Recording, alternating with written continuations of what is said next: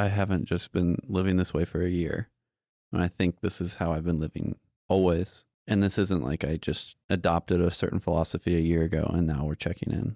These are 2 points checking in on Scott's life philosophy and its evolution.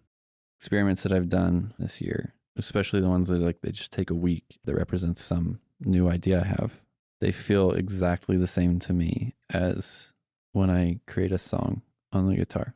It is me using the notes that I know to explore an idea and then crystallize that idea as a song or as a steel stud prototype. That is the thing that I enjoy doing the most. And that's it. There's no cost to it. So why not do these things? Hey, it's Nono. And this is the Getting Simple podcast. Welcome to the Getting Simple podcast.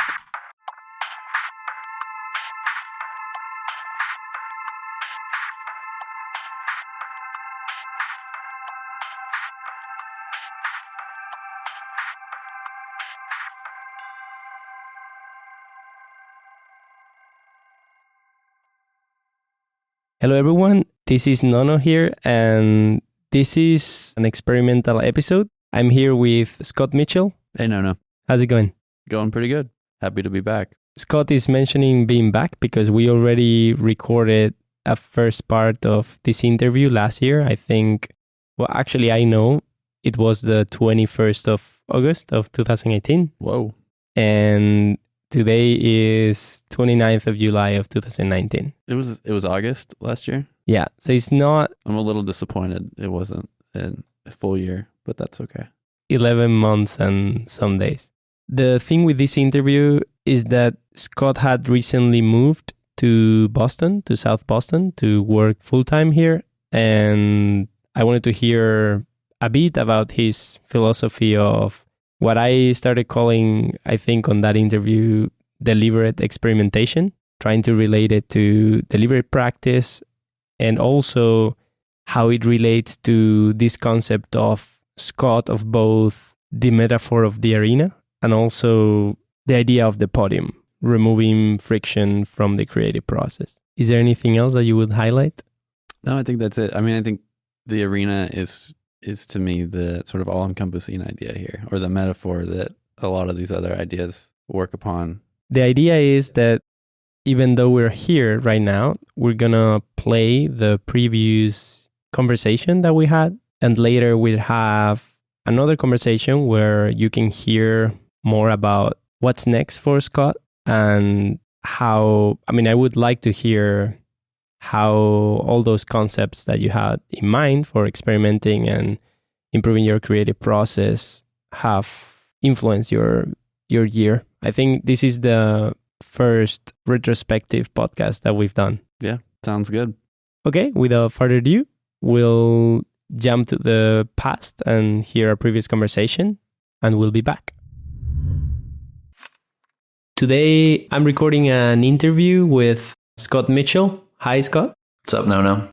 So Scott currently works at the moment of recording this interview with me at Autodesk. He's coming from film background, so his undergrad is on film. Then he studied architecture and he added to the mix software engineering. He mentioned to me that the whole time that he was doing those things and studying, he was doing music and making his own music. He still does.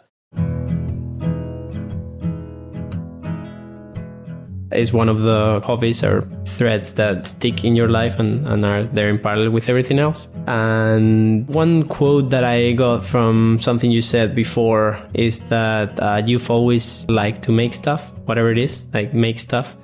That's my introduction of yourself. What else can you tell us? That's a pretty good introduction. Like you said, I work at Autodesk currently and I'm a software engineer, but I just graduated from grad school about 2 months ago at Washington University in St. Louis. And like you said, I studied architecture and computer science there. And then before that, film at the University of Oklahoma. Yeah, I've always liked making stuff. And that goes back to when I was a kid and would play Legos with my little brother. I was really good at it and he sucked at it, and we would battle our Legos with each other.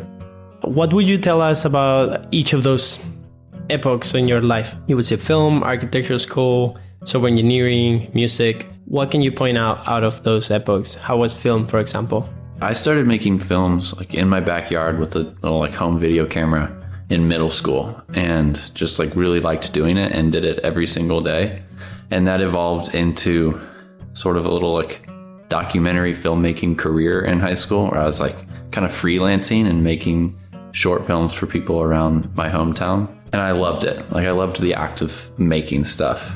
I loved, I could go out and like get a bunch of footage of whatever my subject was, and then I could spend days at the computer editing and re-editing that footage. I loved that. So I decided to go study film in college, and I hated it. I messed up. I went to a film studies program and not a filmmaking program. And so like we didn't make films. We just watched films, which is, I love watching films, but we would just watch films and write about them. And I didn't get to make anything, and I kind of hated it.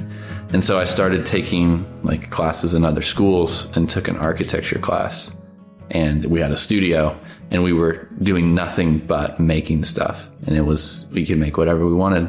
So you can sort of, like in architecture school, you can sort of justify doing whatever you want to do as long as you're being productive. So I switched to architecture, and then realized like I switched to architecture in my 4th year of undergrad, and it would have taken me like 4 more years to complete that. So I was like, fuck this. I decided to go to architecture school after graduating with my film degree. So I wanted to go make some stuff. And once I got to architecture school, I had no idea what I was signing up for. Architecture school is brutal. Architecture school is like 18 hours a day. Like you need to be in the studio, you need to be making stuff. And I also had no idea what architecture was before I started. And so I just kind of made things that made sense to me.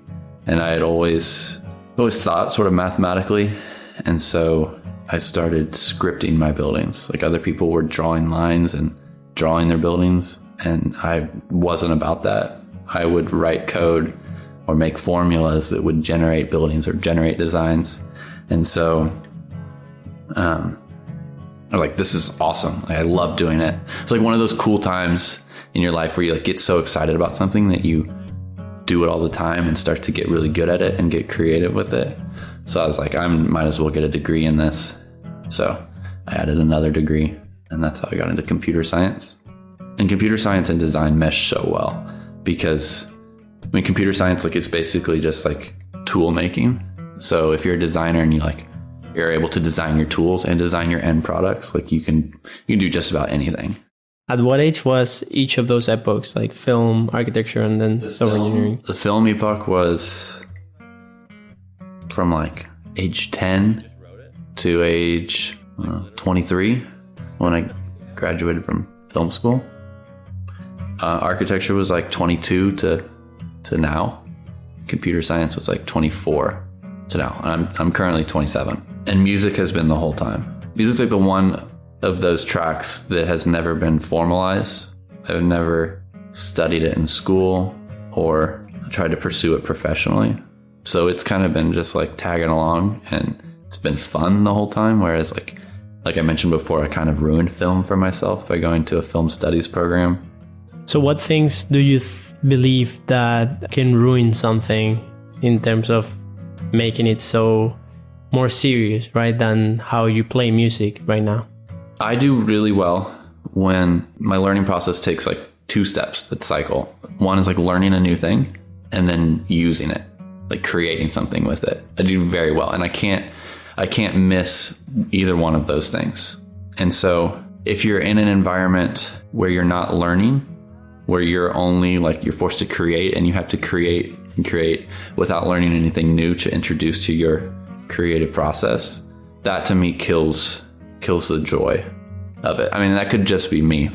I don't know if that's every creative person. I couldn't just be in a program where I'm learning how to make stuff and never actually using that knowledge. That's what the film studies program was for me. I was only learning about films and never able to like recycle that into my own creations. And that makes a ton of sense to me. Back to music for a second. This is maybe like way too particular. Like I write my own songs, and that comes in waves. Like there will be a month where I write like 10 new songs, and then there will be a year where I write 1. And the creative waves come after I've learned some new principle of music. Maybe I just learned a new song that showed me like a new way in which they're combining chords or they're like moving outside of a key. After you learn that new thing, it's like one new little trick. You like just go crazy with it.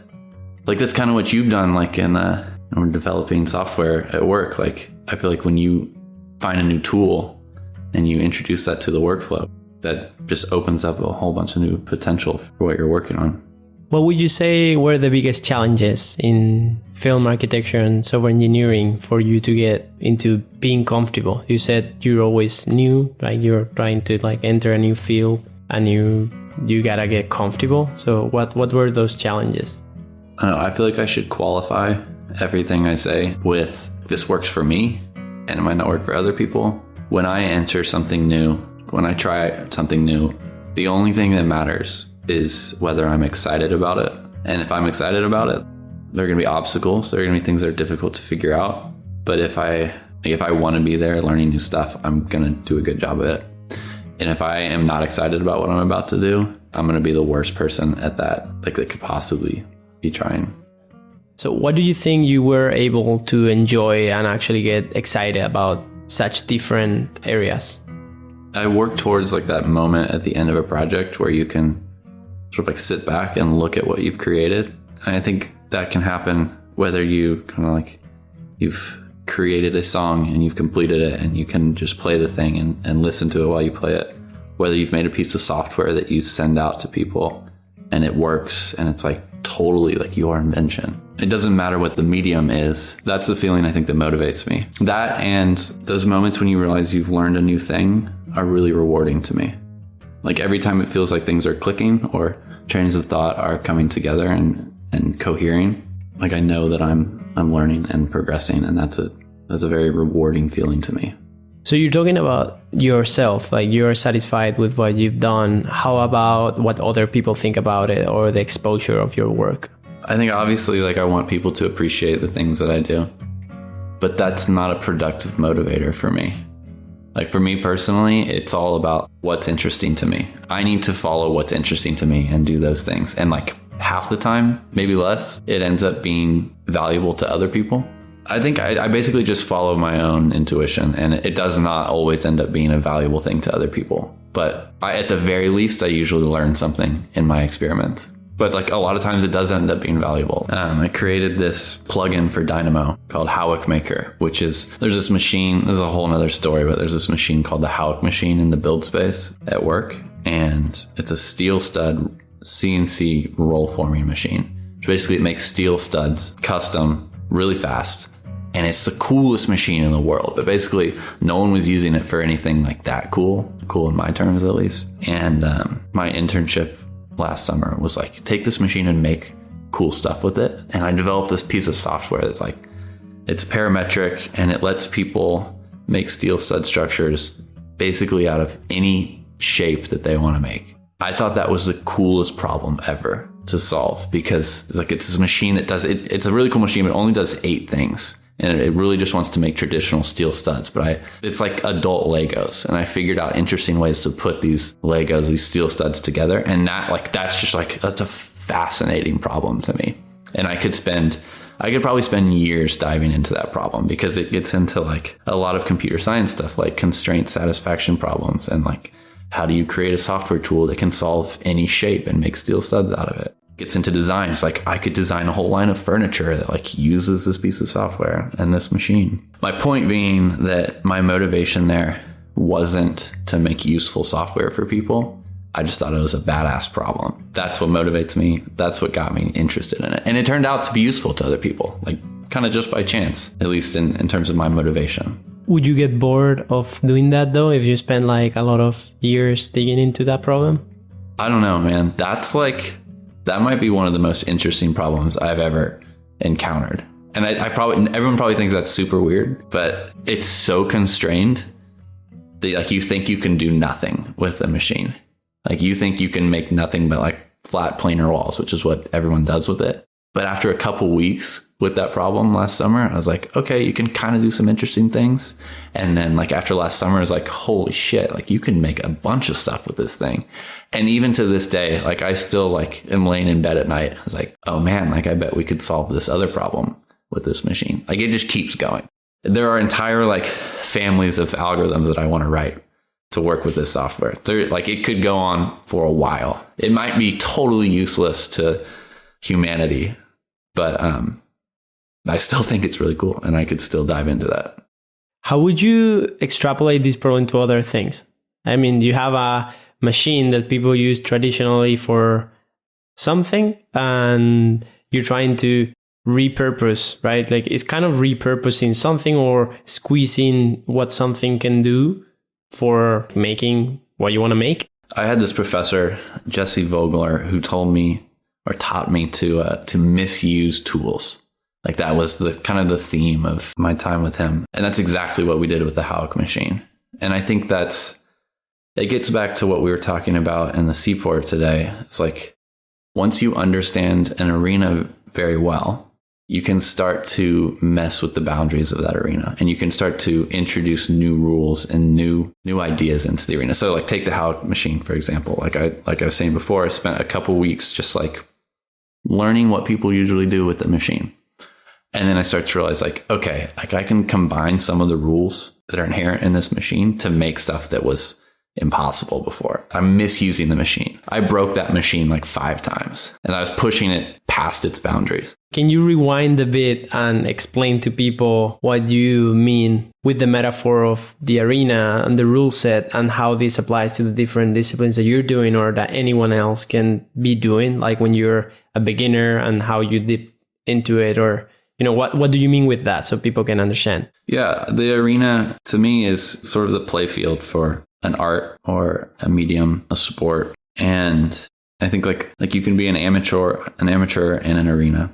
Like I think of the things that I do, like whether it's filmmaking or music or software development, like I'm playing a game in an arena. To me, the motivation is to play and to have fun. If you take music, for example, the arena is like there are notes and there are rules about how you combine those notes, at least like in Western classical music. And when you start to study music, you learn those rules and you use them and you make pretty typical sounding music, but you've learned the basics of that arena. And at some point you probably get bored playing by the rules there and you start to break them and you start to explore new combinations of notes, new ways of breaking the rules and of combining things that weren't supposed to be broken before. At first, you're a player in the arena. And once you get good at that, you can kind of step out of the arena and rework the rules of the game and then step back in, which I think like kind of comes back to what we were talking about with software and design.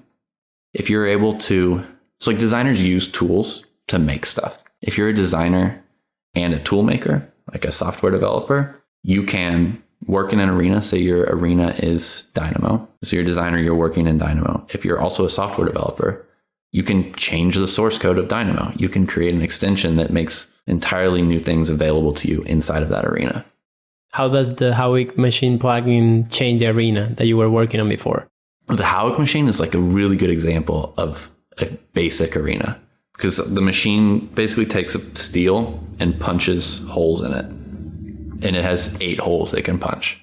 And that's it, which is not much. So basically it's a very highly constrained arena. So someone could use the machine like, I want to make steel studs and I want to put holes in them. And then you understand the arena completely. Then you can start to get a little bit more creative. Like I could combine holes so that I can connect pieces together in certain ways. At that point, like you're really starting to move beyond, like you're moving to another level of the arena. You're starting to create your own rules or your own comment. Like it's not that it was against the rules before, but you're starting to notice how like you can combine different movements in the arena to get results. So with the Hauck machine, like we started to look at how different combinations of these holes would allow you to put pieces together at like any angle you want to put them together at. I just want to interrupt you there. I think the Hauck machine is a machine that gets manufactured, right, and delivered, and you probably receive people who buy it. They pay X amount of dollars and they get a manual. So the manual is the rule set of the machine, as you're saying, But what you're doing is trying to do things that don't come on the manual, right? Like Exactly. You're trying to invent like new ways of using something, misuse the machine, but not too much. Like don't break it. I would like you to talk about what you think a person who's new to the arena in any field, how does this person feel? You mentioned before something like the beginner's mind. The beginner's mind is, I know I've read about it a couple places. I wish I could point you to the sources, but the idea, at least to me, the way that I interpreted it and am holding it in my head currently, is that the beginner's mind is one that is not held down by preconceived notions, and it doesn't feel like it has something to prove. So the beginner understands that it doesn't know what it doesn't know. So it goes into the arena expecting to lose, and it just learns. I think that's a really important mindset to hold on to, because you can't, like, I'm very big on experimenting, and you can't be afraid that those are going to fail or you don't conduct those experiments. And a lot of experiments are going to fail. It's important to remember that, like, or to be humble, I guess. I think the more you get into something, you sort of expect yourself to do well. You're no longer a beginner. Like, you're supposed to be doing a good job developing software or whatever it is you're doing. And I think that can hold you back potentially. And people might have more expectations from you of what the results of what you do are. Yeah, no, if you have a reputation for being good at something, like, you don't want to mess up. I still feel that's a danger. You need to be also capable of showing. I know of a lot of people. Actually, I find that many designers are not eager to share their work in progress work. And I think that's a really bad practice, because work in progress, many times, it's all you get to do. I mean, sometimes you don't have more time to continue. And if you don't show your work at work in progress level, you will just archive it. And 5 years later, we say, oh, this was good at the moment. Why didn't I make something out of it? Yeah, I completely agree with that. I think what a lot of people don't do, including myself, is as close to presentation quality documents as possible during the process. I think that's kind of what you do different than most people, is you remain organized and you try to make everything shareable. It's document worthy or presentation quality. Yeah. And that's something that I've noticed a lot. Like in architecture school, like when you're making study models or something, sometimes you'll have this idea is like, okay, like this is just a study model. I'm not going to make it look that good. You miss out on two things there. One, if you don't have time to remake that model in the future, it's just not going to be there. And two, if you try to make that study model presentation quality, you're going to put a lot more effort into it, and you're going to notice more things, and you're going to think more about it, and you're going to get more out of it ultimately. Yeah, and the idea you want to convey is going to be a lot clearer, a lot more. It's going to resemble more to what you're thinking. I always feel that really abstract concepts that you show to other people, if they're really abstract, then other people might interpret the continuation of that piece of work you've done differently. And then you think you're on the same page, but then 3 weeks down the road, then you see that you didn't agree on anything. And now you've done something that doesn't match what the other person was expecting from you. Yeah. You've mentioned that experimentation is a really important part in your life, and you're giving experimentation a lot of thought, right, on your daily life or for all the things you do. And I know from a previous conversation that you're also making an effort bringing experimentation also outside of work and hobbies, like to your personal life. Can you talk a bit about that? It's a lot harder, I think, than experimenting in like something that's as concrete as software development or music. Like, I've been obsessed for a long time with being creative in these art forms, and that's cool, but I don't think it makes you as an interesting of a person as if like you're creative in small moments. Like, there are people who are creative at conversation. They're not a professional at that because that's not like an industry. Well, I guess that's kind of what you're doing right now. But anyways, I think there's a lot of value in being creative in life and to try new things in life. That's something that I've tried to do less successfully than I wanted to, like the past year. And so I've like devised a series of experiments.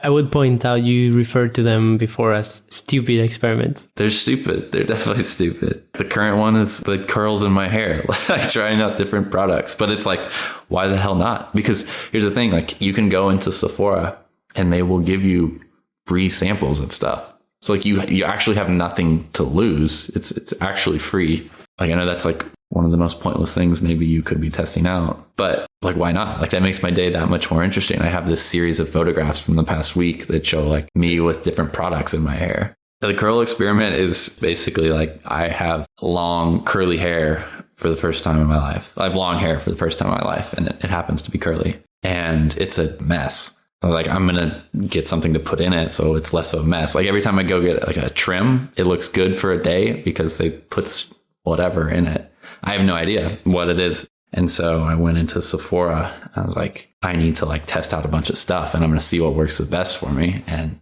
this girl, Erica, like hooked it up. She took me around all the different brands and gave me a little sample of every curl product they have. So today, I believe, is Diva Curl or something. No, dude, I hope that's not what it is. Deva Curl? It's not Diva.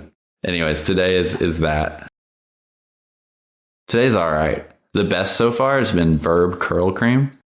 So this is my shout out for Verb Curl Cream. I'm going to have to try this. Yeah, it's great. Yeah. What, do you use anything? I don't use anything. Nothing? Well, I mean, I wash my hair. Well, and that's good. But I just brush it. So I can give you the results of this experiment, and like, you can use that. I can make use of that. Yeah. But that is just like one, and I hope that they become a little bit more profound than that.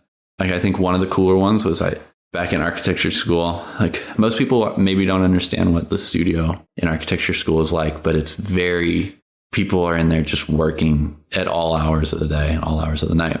So a studio is like a classroom, some sort, it's like a big classroom or workshop way of functioning where people own a desk on the school, and they have their tools, they have their laptop, they have their models there, they do everything there. And people tend to stay there after hours, overnight, and yeah, I don't know. It's a bit of a mess, but yeah, it's an interesting experience. I mean, I really like that from the US because, I mean, I guess that's in a lot of places, but I don't recall, I don't think we owned desk space in Spain when I studied architecture. So owning your own space is a really nice thing. Well, I'll let you continue. Yeah, it is a really nice thing. And it becomes sort of like your home. Like, you absolutely spend more time there than you do at your home in architecture school. But it also becomes sort of a place of misery because you have to be there really late and you're like just suffering through architecture projects. And so one of the experiments was like, what if we try to turn studio into a kitchen and have breakfast there or brunch there? So every week we like brought in George Foreman's and like hot plates and like would try to cook a new breakfast each time. And it was awesome. Like, it made studio so much more fun. We also experimented with like new mixes and Bloody Marys and mimosas. And like, it was a complete waste of time, but it made studio awesome. Well, I don't believe it's a waste of time. I mean, I had forgotten about this, but with a lot of my classmates, I made really good friendships, right? And I'm still in touch with them. And when I go back to Spain, I meet with them. And you got to understand that at this point, there is no work-life balance at all. You're just like, your life is architecture. And one thing I would like to hear from you is like, how architecture in you, like, how did it kill hobbies? To me and to a lot of people, like, you enter architecture with all these hobbies and things you like doing in your spare time and exercise, and then you leave architecture and you've forgotten that you even did those things, right? But I think that if your whole life is at the studio, you need to have those special moments that you would otherwise have. I remember really, really happy times, like just ordering pizza at the end of a workshop late at night, or you end up even like you would drink maybe beers or something outside, or you bring them to the studio. Having those moments, those are moments that you remember with the people you... I agree. It was absolutely valuable for that. I mean, I think this comes into the, what's the level of distraction that is necessary to get your head out of the project and get ideas to continue working. I don't think you can just stay there and work more efficiently because... And it's also, to me, it was important to start being creative in other areas of life. Like, I wanted to be creative in how I made food and who I made it with and where I made it. Like, I really got a kick out of the ridiculousness of putting a George Foreman on my studio desk where like I'm normally using super glue to like glue cardboard together and stuff. From that sprung like a bunch of other like really unnecessary but fun creative activities. Like, we made aprons. And we laser cut stencils to spray paint like logos on our aprons. Mine said, "What's cooking good looking?" That was my apron slogan. Anyways, long story short, like that was a moment in which like I made an effort with my friends. We all made an effort to be creative outside of, what we're doing primarily, our work and our hobbies. I would love to hear more experiments. I think I called it experiment number 3 was the Bobo's noodle experiment. I went to this restaurant like 3 or 4 times a week, but the only thing I had ever got was the curry chicken. And it was absolutely delicious, but I was thinking that I'm going to tell like way too long of a story real fast. The reason experiments even came up was I was walking to a friend's house and we wanted to have dinner really fast before we went to a movie. And I was walking by Whole Foods and I was like, I wish I knew what was available at Whole Foods like so well that I knew exactly what I should go in and buy from Whole Foods for us to eat like in an Uber on the way to the movie. And I was like, I don't, because the only thing I ever get at Whole Foods is a pepperoni pizza every time. So I was like, you know what I need to do just so I could potentially resolve my current problem in the future is try everything that Whole Foods has to offer. So I know their menu. The Chinese restaurant was the same thing. I got the curry chicken every time. And I thought, what if someone asked me what's good from there? Like, Scott, you go to this place 4 times a week. What should I order? And I wouldn't be able to tell them. And so I started from the top of the menu and just tried every single thing that they had. And it took a couple weeks, but ultimately determined that the best thing on the menu was the curry chicken. It's kind of worthless in the end, but now I know what everything tastes like. The lemongrass beef is the worst thing on the menu. And that's the result of that experiment. What are your next experiments? I want one of my future experiments soon to be one in which I go to open mics and play some of my music. But like, is that an experiment? It's more like just an action. I think there are 2 different things, right? You just mentioned. One is deliberate experimentation.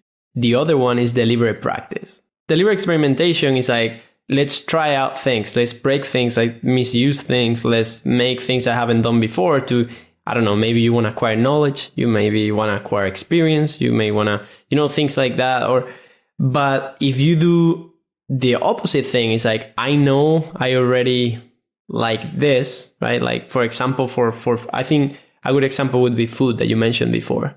One thing is deliberate practice, and you cook this curry chicken until it's the fucking best curry chicken in the, in your studio. And the other thing is like every single day you take a new random recipe from the internet that you think you like or you might like, and then you cook that. So that's, I don't know. How do you think about that? No, I think that's a really important distinction. Not one that I had made myself already, but yeah, the deliberate practice, like having goals there, I think, yeah, it's a separate thing, but also something that could be really helpful. Kind of go back and forth between like practicing something, getting very good at it, and then fucking around and experimenting. It is important to cycle between those 2 things, to experiment, but then to stop and to, based on the results of your experiments, dive into something and practice it deliberately for some amount of time.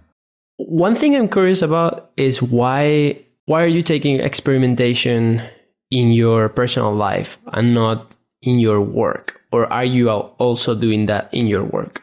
I don't think I'm doing it in work yet because I'm still kind of a beginner at work. I mean, I've only been a professional full-time software developer for 2 months now, but it's definitely something that I will do. More like when I say I experimented in my work, I mostly mean during architecture school. But like you said before, like you go into architecture school and the other aspects of your life kind of fade away, and that sucks. And I got really sick of that. I was very not satisfied with that part of my life. Like as I was walking to Whole Foods that one day, I like realized like, holy shit, like I could also be creative like in my everyday life. What things died in architecture school? Everything. Well, anything specific that you remember that you were doing before that you don't do now? Music definitely slowed down. But do you ever like enjoy being bored, sitting at your house and like you got nothing to do? And I think there's value in that moment because you have energy that you need to put somewhere. That actually reminds me a lot of back home. I actually, you just triggered a memory that I didn't remember. I have this connection to certain moments, right? When I was I don't know, when you're bored and you can do whatever and you don't have any responsibilities, you don't value that. But it is when you're on the studio and you're super stressed and you have a submission the next week when you remember, right? I always remember that moment during the summer. So when I was actually really stressed out and doing all-nighters, not being able to even have time to sleep enough, I remember having these images of me just going into the water to surf, right? Like on the summer, say I don't have any worries. I'm just with my friends and just paddling inside. There are not even almost waves in my city. I'm just going into the water. I know I'm just going to sit on the board for a bit and try to catch a wave. That feeling of being really, really busy and longing the moments when you didn't really have anything to do. You were not, you didn't have any expectations of the day. Today, I'm just going to lay down on the beach or maybe go into the water or something like that. Those are really sweet memories I have for some reason. And some of them specifically is even weekends when I was really young with my family, just going to the mall, right? Going to a mall and you're not doing anything. You might not even go to the cinema, to the movies. You're just like wandering around shops, and you know that all that you're going to do that day is wander around random shops, maybe buy something, and then go home and have dinner with your family. That's the purpose of the weekend, right? Like now we're cluttered with a lot of other things and responsibilities. And I cannot blame myself because this podcast is an optional thing that I'm opting in, right? But to me, it doesn't feel that way. But in some way, yeah, that's we tend to long those moments when we're super busy. And that's something that I appreciate right now of my work life, right? Like I have a balance and I have my 8 hours a day. I know that I'm doing my job and then I go back home and I can do other things, right? And then I can choose whether I do some extra side projects or something or not. But yeah, I think you touch on a really good topic that, I don't know, do you have any of those moments that you can think back on that where you yeah, of course. And like, it's been a long time since I've felt that way, but it made me think of something else, which is you get to have that moment for a second at the very end of a semester when you're in school. Because that's a moment where suddenly the slate gets wiped clean. It's like the day that you get your grades back, you're kind of off the hook from everything that you were supposed to do before that. Some responsibilities start to build up immediately after that, right? But that's a cool moment because in that weekend or that first couple of days after the semester, you're kind of like you were as a kid again, right? Like you have no responsibilities again. What's happening there at the end of a semester, in that moment? It doesn't matter how much responsibility you had before that day. You are completely free of it the next day. Have you ever heard of oranges in the shower? Okay, so this was experiment number 2. It was fruits in the shower. There's this thing where you should eat an orange in the shower in the morning, first thing when you wake up. Because when you eat an orange, it's kind of messy, right? Especially if you rip the thing open with your teeth and dive into it. But it doesn't matter if you're in the shower because the slate's about to get wiped clean. You're about to be clean. So you can just dive into this thing and let the orange juice just fall down your face and onto your body. It's an amazing experiment. The end of a semester is kind of the same way, right? It doesn't matter how much shit you got into that semester. It's all going to be wiped clean. I wonder if there's anything like that in our lives now.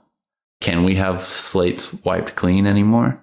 Or because we're out of school, we have a job that just goes on every week. Can we create those moments for ourselves where we are able to actually be entirely free? I believe, at work right now, if you're working with 2-week sprints, the last day in some way, it's not the same. You have new responsibilities the next day, but it's a way to controlling that. So you never have the opposite poles, the really, really stressed and the no responsibilities at all. You have a constant balance. We do this at work, right? You and I. So yeah. We said, and we're going to talk to Craig Long soon as well. He's actually the guy who make sure that we have not excessive work on the week, but also not a lot less than we can do. The rationale behind it is that you know how many people you have on the team and you know how much work usually can get done. So you have a system, agile sprints or scrum teams, you have this system that allows you to distribute or choose a specific number of tasks that you know that the team is going to be able to tackle at a good pace during the next 2 weeks. And then after those 2 weeks, ideally you finish all of them, or maybe you roll some tasks back for the next sprint. And that's it. So every single day, you know that, you're working towards a goal, but then after those 2 weeks, you kind of clean and then you start and get new responsibilities. But I feel that day, the day that the sprint finishes, is that moment where I still haven't claimed any tasks, so I don't have to work on anything today. I don't have anything in my mind. But I think the key is that if you set that to be a constant pace, then your weekends are completely free because you're in control of what you have to make. I disagree. I think that the difference is the ritual of the demo of the end of the sprint, right? In agile development, like because there's a ritual there, you know that the slate has been wiped clean at that point. The weekend, maybe it's because like I have worked over weekends for many years now in architecture school, but like doesn't have that same ritual for me. I think that's important, because it kind of gets you in the mindset of feeling free from things. But I completely agree. That is the exact same thing. I will give credit here to Jose Luis, episode number 3, for those who want to listen to it. Jose Luis always, every time that you get something done and it's actually done, he emphasized a lot that you need to give yourself some sort of celebration. Might it be, a beer at night, or go out for dinner or something, right? That night you have to celebrate, right? So when you get achievements, it's not that you're going to have an achievement every day, but some days it's like, you submitted a project, or you got accepted for some conference, or you finished that submission that you had and then it's done. It's important, and I, again, give credit to him. It's important to give yourself some trophy, some kind of gift, because that way you will feel more accomplished, that you've actually closed that sprint, right? Like a lot of times it's difficult to define. That's why I think it's good that we define it at work so clearly. But we need to find strategies to define those achievements in our lives, so we get that sense of fulfillment and the feeling that we're free now. Yeah, it's both of those things, like the feeling of fulfillment or like completing a task, and then the feeling of like kind of being fresh and ready to start the next one. But that's a really good question, and something that like I'll probably start to think about and try and apply in my own like personal goals, like having celebrations at the end of achieving those goals. That could be really cool. Like that's kind of like I was taking experiments from more of work related stuff into personal life. Can you have like agile development in your personal life? Maybe you shouldn't call it that, but anyways, I completely agree with the necessity of celebration. Can I ask you some personal questions? Yeah. How personal? What do you got? How would you define yourself? I think professionally, I define myself as a computational designer and software engineer. I think like personally, I would like to define myself as kind of just be a mess. Like I'm not simple, which is why I was like really surprised you even wanted to interview me. I think I'm an absolute mess, like controlled mess.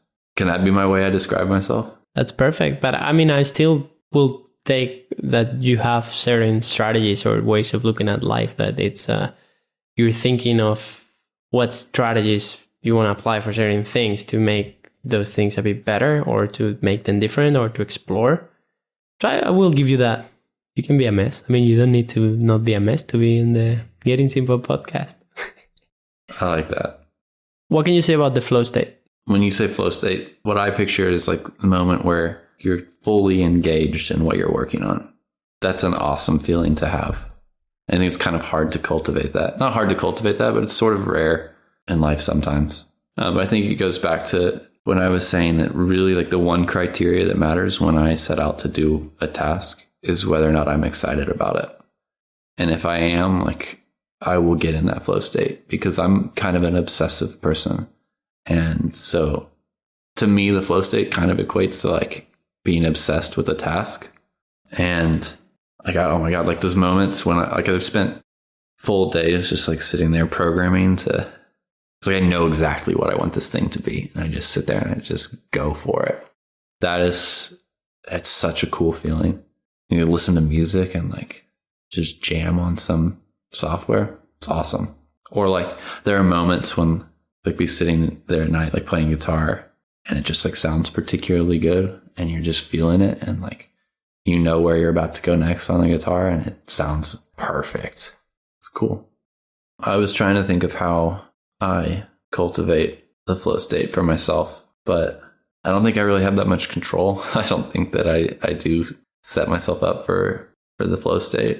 I think it just depends on how excited I am. A long time ago, one of my friends told me that I control my emotions, but your emotions control you, Scott. And I think that's really true. I don't know. It works out though. That's it. Next question. So I talked a bit about work in progress before, but how do you approach that in your work?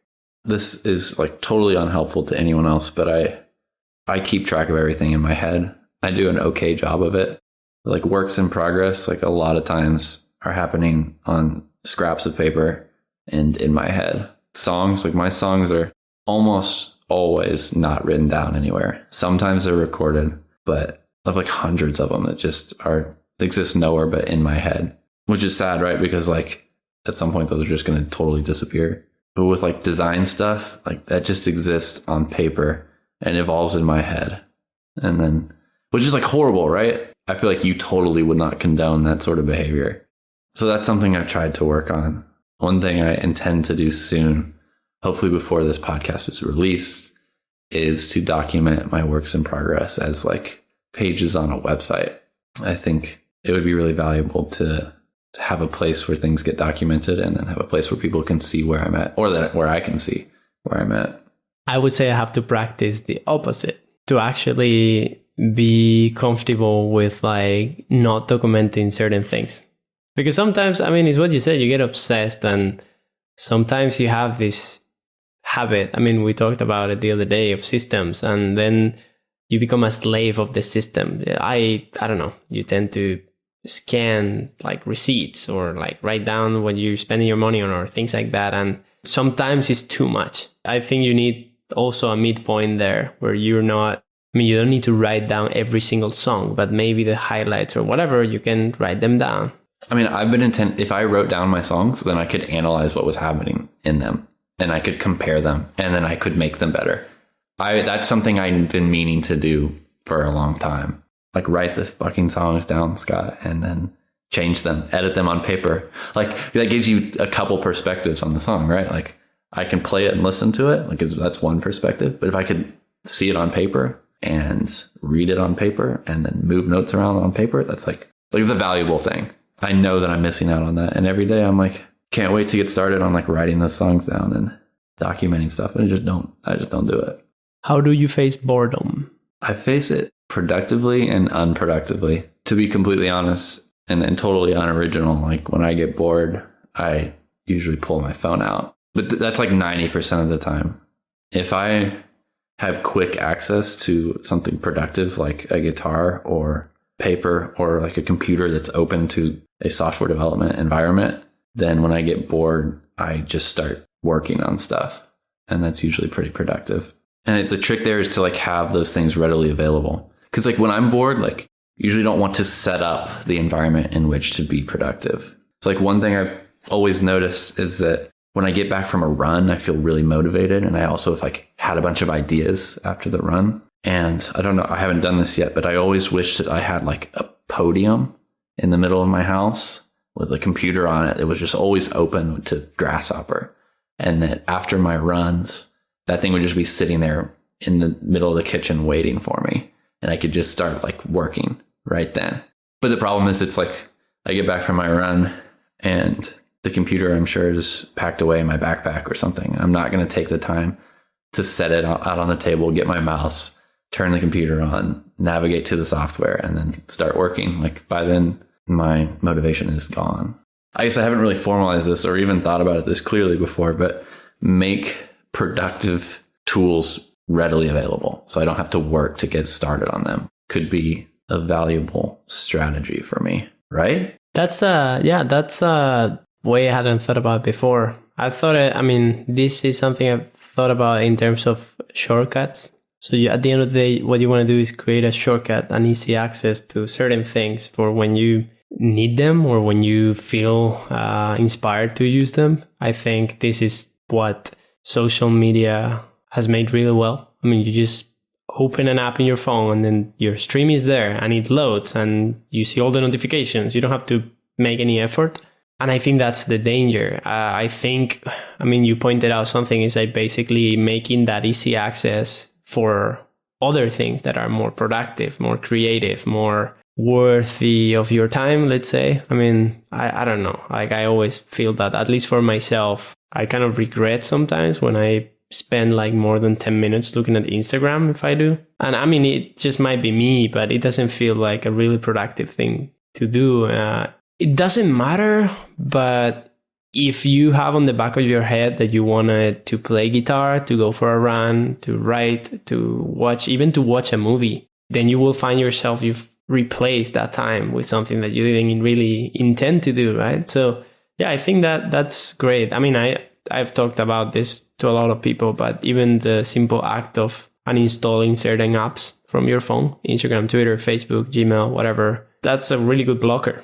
It's one blocker, and we can talk. There's like hundreds of ways we can talk about blocking things and whatnot. But yeah, I think, that's cool. The idea of the podium. I think it'd be great because I don't want to sit down. I don't even want to sit down before I start working. Like if I come in from the run and I'm ready to go, like I just want to like it to be right there. I actually wanted to have 15 podiums in a circle with like one with a computer on it, one with like a piece of paper, another with like a guitar, another with a keyboard.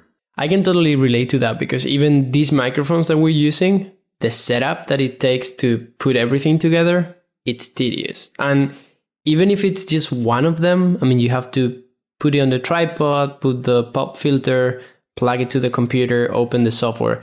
And just that effort might prevent you from actually singing or playing an instrument, right? And that defies the purpose. You were trying to enjoy 10 minutes of your time singing or playing an instrument. And now you've got into the tedious process of like setting up this device and putting it there, making sure it's working. And so it's, I don't know, maybe it's friction. If we didn't have friction, I think that is what automation is trying to do. Like tell Siri to switch off the lights when, I don't know, maybe you don't want to stand up and go click the light thing, right? And you don't switch it on. But if you can do it in an easier way, maybe that makes you more eager to go for that path.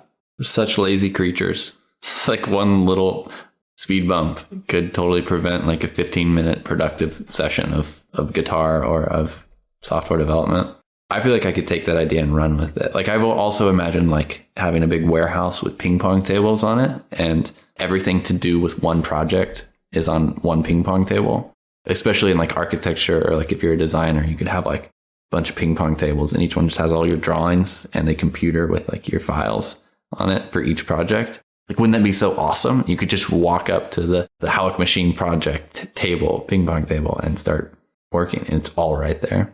I've lived here in Cambridge for 3 years, and I had this long table, like 2.5 meter long table. And a lot of times I would have a lot of things on it, random papers, things I want to scan, the computer, microphones, or like clothes, things like that.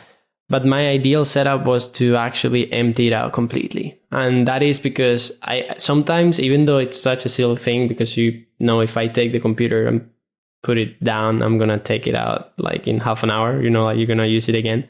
Sometimes I would like to have it completely empty. And it's not just because I want to have it clean or anything. It's because I want the table to be for the things that I'm going to use. Like have a moment where you say, okay, the table has my drawings, the scanner, and the computer. So I'm on, right now I'm scanning. So if I go for a glass of water, I don't see other things and maybe pick up the microphone to do something or pick up the phone for doing other things, right?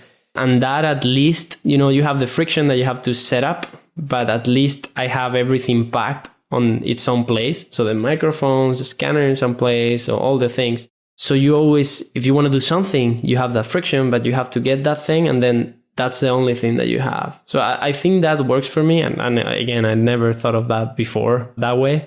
But yeah, I think, there's something there. Like there's both like the friction and the focus. So you said one table per thing. That's like kind of, it's not only no friction, but it's also this table only has the things that I can use for Howick machine work. So I'm not going to open a book that is about running or I don't know, like another tab. It's like if, and this I think a lot of times I've read about it somewhere, having monotaskers, right? Like that's why the Kindle was so successful. It's just such a dumb device, but it makes one thing well. I mean, some people like reading books, physical books, but a lot of people like me, like I like to read on the Kindle. And why is that? Because I don't have any notifications or the possibility of doing anything else. You have a browser, but it sucks. And I feel like monotaskers are great. I mean, I wish I could have,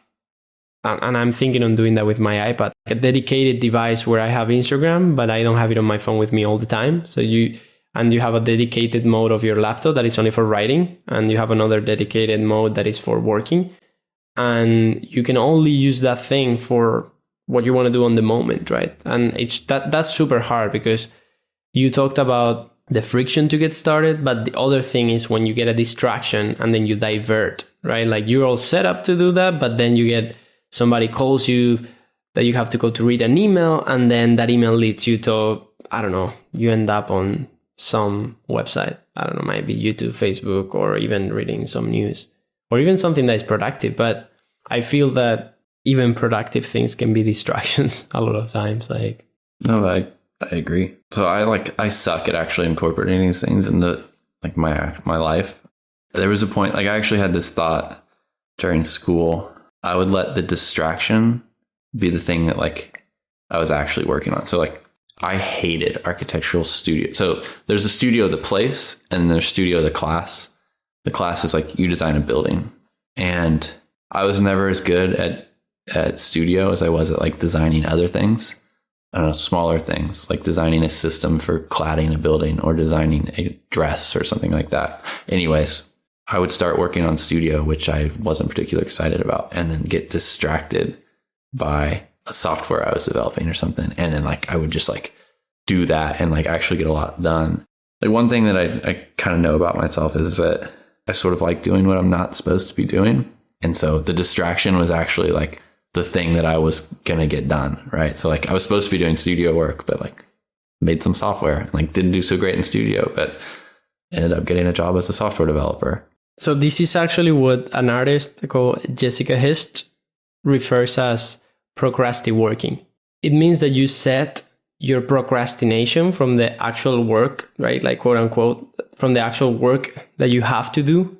You set it to be a distraction, but that at the same time is productive work. Let's say, I don't know, you might have to do architecture studio, but then you also have to do on the side some writing for someone. So you let that the distraction, so what distracts you or maybe clears your head from design studio for like 30 minutes or an hour is that other thing that you want to do, but it is also productive. You know, you end up kind of, you're procrastinating, but you keep working on something else. So at the end of the day, it's not such a bad trade. So that's Jessica Hist. So you talked about working on the weekends, that you got used to that on architecture school. Maybe you still do it. How do you disconnect? Might be from work, from social media, from the internet, from connectivity. Currently, I'd say like my main or maybe only disconnection method is to go for a run, which I do like every other day. I mean, that's awesome. I think like a lot of people have talked about how it's sort of a meditative activity, and I completely agree. I don't think it's enough. Like I would like to disconnect in other ways. I would like to spend like an entire weekend without a phone. Well, one policy I implemented for like 3 days a couple of weeks ago was at 8:00, I would turn my phone off for the night. And it literally lasted 2 days, I think. But it was really nice. I think I spent like 3 hours reading one of those nights, and then I spent a couple hours just like sitting there playing guitar and on and off between playing guitar and reading another night. And it was awesome. I can do that here because at 6 p.m. everyone in Spain goes to bed. And that's where most of the people that you talk to are? Yeah, mainly. I mean, the problem I think is that like people would maybe start to worry. I guess if people knew that the policy was in place, it would be less of a problem. So I agree with that. I mean, email, for instance, it's all about agreements. It's like a contract with the people you communicate with. I believe that, if you stop responding emails every day and you say, I just reply on Mondays, Wednesdays, and Fridays, people might not know what your pattern is, but they know that if they email you, they can expect to wait at least 1 or 2 days. And people get used to that. So for example, I didn't have a smartphone until 2015. So January 2015. I have this iPhone for almost 4 years. And before I wouldn't have it. And I would have like a normal phone. You can send SMS or you can call, right? So you either call me or send a text. Nobody uses text. So people would get used to sending me messages by email, right? I would have to use email, and email is a slower method of communication. So you just get used to that, and it's like, okay, Nono doesn't have WhatsApp, so I cannot rely that he's going to be on WhatsApp, right? I have WhatsApp now, but that was different times, and I might email him, but I can expect that this is going to take longer. That's all you need. I'm actually trying to get together some post about that. There is a really good one that is called the emailcharter.org, and it has these 10 commandments of how we can all make email, for example, healthier. It's all about rules about, I don't know, even using NNTR at the end of the emails. No need to reply. You don't need somebody to bounce back a reply saying thanks, because that's going to clutter your inbox tomorrow morning and it's going to distract you from other things. Or you might want to reply back, thanks. It's just too much. So you need some contractual, informal contractual agreement of how you're going to use the tool. And that's all you need. And I think the unhealthy thing there that we're doing is that a lot of times we're too fast replying, because the moment that you're really fast replying and you teach people that you're fast replying, then if there's something urgent, they're going to rely on that method of communication for telling you. And if you take more than an hour to reply, that might lead to some argument, I think. And that's my experience. Yeah, I completely agree. One of the first things I ever heard about Nono was Megan Barry sent like a group message to you and me. And she was like, hey, like I heard you guys are both like working at Autodesk or something like that. And I was like, I responded back as something like, what's up, Nono? And then like you didn't say anything. So I remember I was talking to Megan about it like a couple hours later, and she was like, oh yeah, like don't worry about it. Like Nono doesn't reply to messages except for like at particular times in the day. And I was like, what the hell? Like I had never heard of anyone doing that before. I was really impressed by it. That was one of the first things I knew about you. It's interesting. A really interesting thing to do. I found also it's a double-edged sword, because the thing of scheduling, you say, I'm going to reply to emails at that time or something. I kind of change systems and things like that. Sometimes I just don't care. But, imagine that you say, okay, I'm going to work for 4 hours, right? And then I'm going to make a break of 30 minutes at this time. And then I'm going to keep working, right? Yeah, it's great because those 4 hours, you're going to stop, right? Distracting yourself. But then you have a break that is like a mandatory distraction. Like maybe you're on the flow and you could continue working, but it's time to look at Twitter and email and whatever. And maybe that day you wouldn't have the need or the urge to look at any social media, but then you have scheduled your time where you have to check everything. So now you're going to LinkedIn and then to Facebook and then to Twitter and then to Instagram and then to whatever, right? So I think that's a problem as well. It's like you don't have a mandatory need for that. It's just that try to not interact with those things at certain times. But yeah, I don't know. That's just, as you said before, what works for you and what not. So what's your relationship with social media?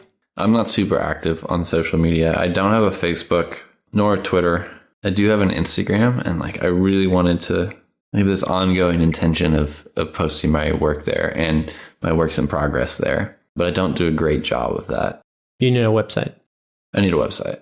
I completely agree. And I spend a lot of time like browsing Instagram also, which I never feel good about. It always feels like a waste of time. That's my relationship there. In what ways do you think that technology right now is making your life easier? Access to books and to learning resources.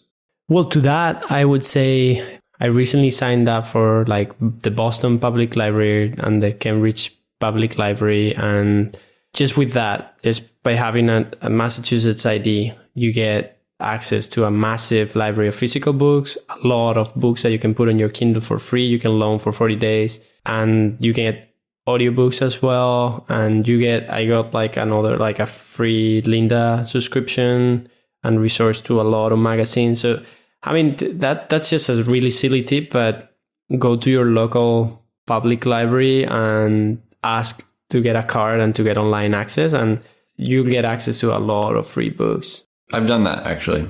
I forgot. But yeah, no, I think also things like Amazon making books so accessible are changing a bit that paradigm where like people are getting a lot more used to pay for books on their Kindles or on their devices than before. How would you define success? If I'm proud of something that I produce, that's success to me. And I think that's the feeling that I typically am working towards. Do you have any role models for teaching or learning? I think I have a lot. I believe and I really try to keep in mind that I can learn something from everyone.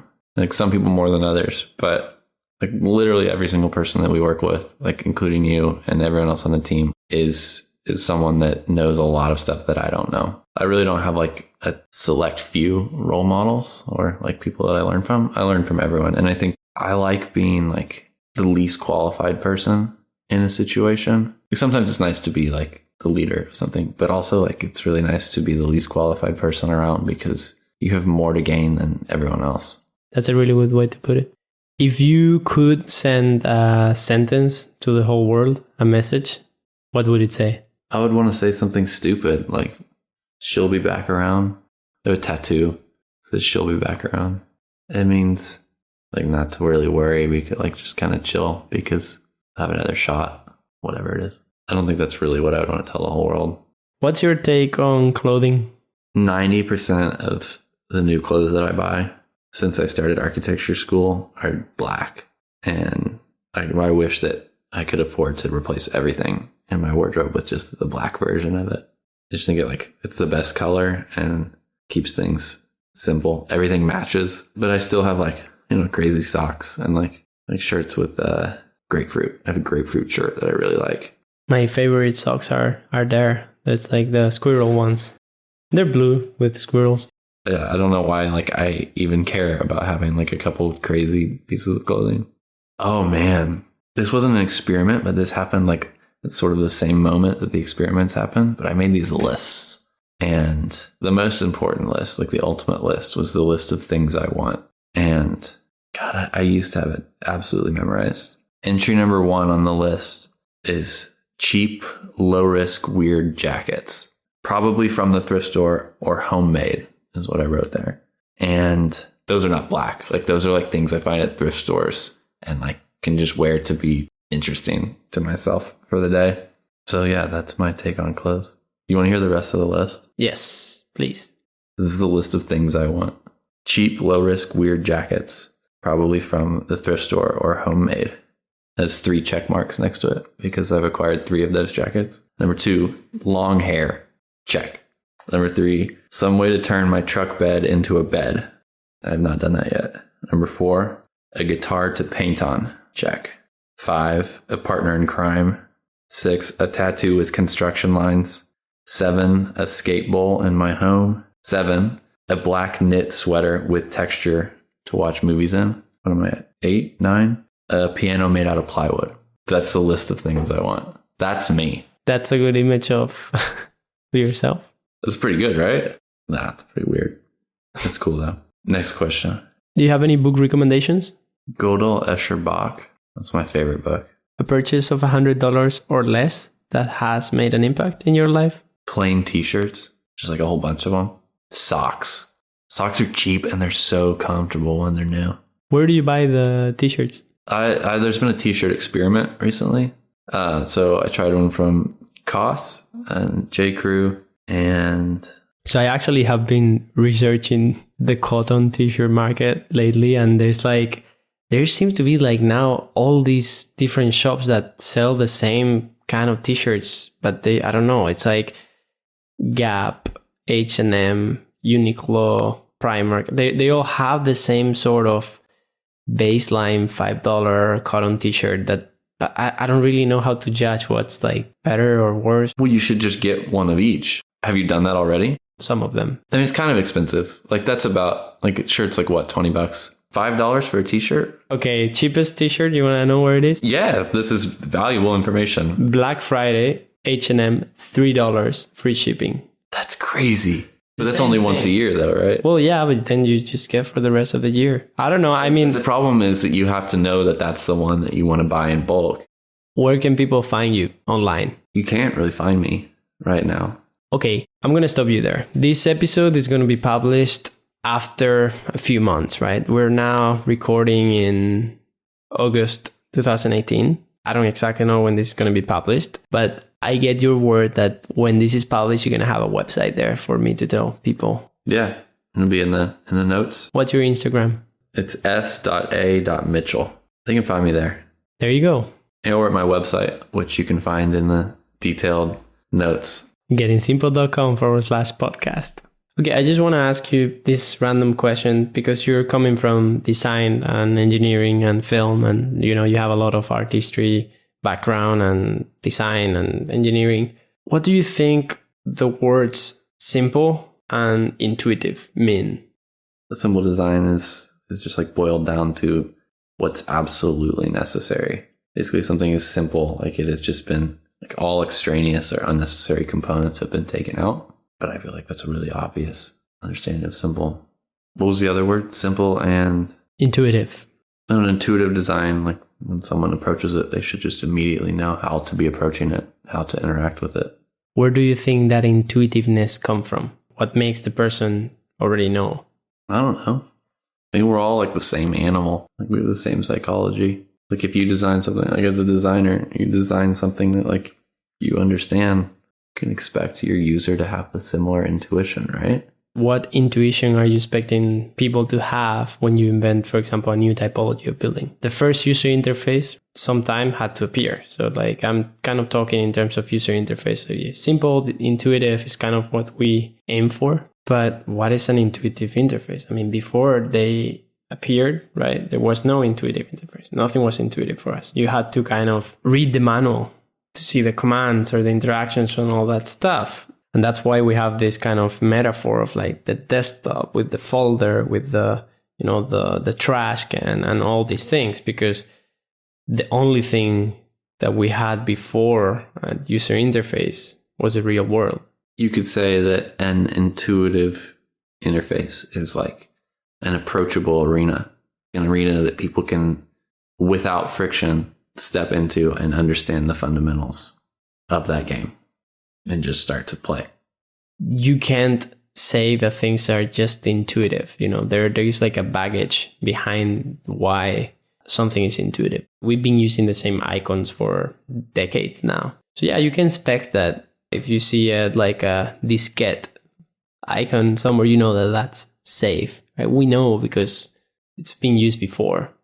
If it had been used for something else in the 90s, maybe today, nobody would understand that, right? That's where I'm coming from. There is no intuitiveness per se. You need to have some context. Okay, what can you tell me about clutter, both physical and digital, in your life?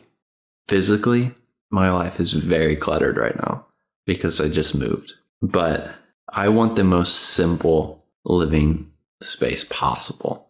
Like my previous apartment that I just moved from, I had no furniture. I had one piece of furniture, which was a chair. Like in the living room, it just had a chair. And then it was just like wood floors. And so it was just the chair and like all my guitars like leaning up against the wall. And it was so awesome because all that space was, I also had a lamp or a light hanging above the chair. And that space was just for playing guitar or like sitting there late at night and chilling. So that's definitely something I value and something I make sure to have is an uncluttered space. Digitally, I'm super disorganized. You'd be major disappointed if you saw my file structures. It's okay though. Yeah, that's the truth. The problem is like I have so many projects going on.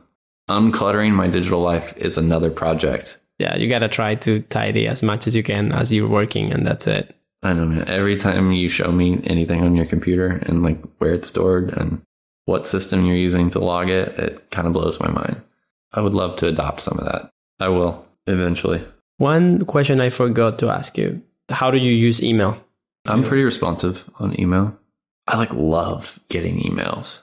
I obviously hate worthless emails, but major opportunities always come through email for me. And so I get real excited when I get an email that might be a potential new project to start working on. So I check email way too often.